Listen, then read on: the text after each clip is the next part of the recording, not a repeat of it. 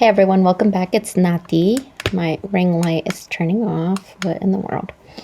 So anyways, I wanted to start this series here. Back when I was doing live videos on Facebook, I had this series titled How to Rock a Red Lip. So I wanted to start that back up. I meant to start it earlier since the holidays are here, but time got away from me. So anyways, I'm starting this series and it'll just be different looks that you can pair with a bright red lip. I know this doesn't look really bright right now, but I used the Reina Rebelde lipstick in Brava, and it's just a true red lips. So I'm going to do different looks. This one obviously was all about the lips.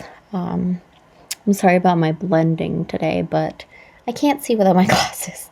So anyways, this one is all about the focus on the lips. So it's going to be a little bit of shadow in the crease and then a ton of mascara and then the red lipstick and a little bit of blush. So if you want to know how I did this look, keep on watching.